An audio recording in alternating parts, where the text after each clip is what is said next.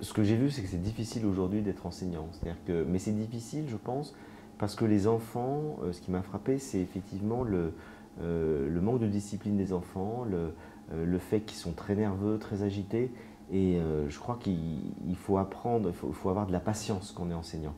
Et le courage, c'est lié à la patience, hein, c'est lié à la capacité de ne pas effectivement partir immédiatement dans l'énervement, dans l'autoritarisme, et d'accompagner l'enfant pour l'aider à s'autodiscipliner. C'est pour ça que je disais, la méditation, c'est un outil formidable. Moi, j'ai plusieurs enseignants qui m'ont dit on le fait tous les jours, parce qu'on n'a plus besoin de faire de discipline extérieure. Dès que les enfants sont agités, 1 minute de méditation, ils ferment les yeux, ils se mettent comme ça, et hop, au bout d'1 minute, ils sont calmes. C'est une autodiscipline. Donc je crois que les enseignants aujourd'hui sont confrontés à effectivement un stress très important des enfants, qui sont fatigués, qui sont saturés, qui ont du mal, beaucoup non plus ont perdu aussi les notions de politesse, les notions de respect d'autrui, etc. Ça leur est plus transmis dans leur famille, vous parliez de ça tout à l'heure, la morale n'est plus transmise dans les familles, et du coup ils sont face effectivement à tout un travail à faire qui demande beaucoup de courage, beaucoup de persévérance et beaucoup de patience. Moi j'admire beaucoup les enseignants parce que je pense qu'ils ont un boulot extrêmement important, mais de plus en plus difficile. Et c'est pour ça que j'essaye de leur donner des atouts. Et je pense que les ateliers méditation philo, c'est une aide prodigieuse pour eux. C'est que s'ils faisaient ça, je dirais la méditation tous les jours, de la philo 1 fois par semaine, leurs classes vont se transformer très vite.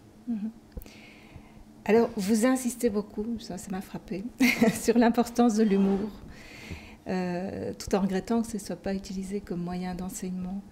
Nos professeurs ne sont pas drôles. Ça dépend. Ça dépend des profs, mais c'est vrai que j'ai pas vu beaucoup d'enseignants être particulièrement dans l'humour, mais ça dépend du caractère de chacun. Après, vous savez, l'humour, c'est tellement personnel que vous pouvez pas avoir de l'humour si vous n'avez pas ça dans votre esprit. L'humour, ça crée une distance en fait.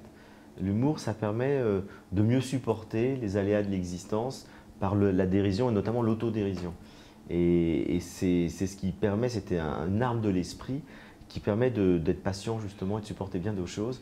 Et le fait de mettre de l'humour dans les difficultés, et même dans la relation à l'élève.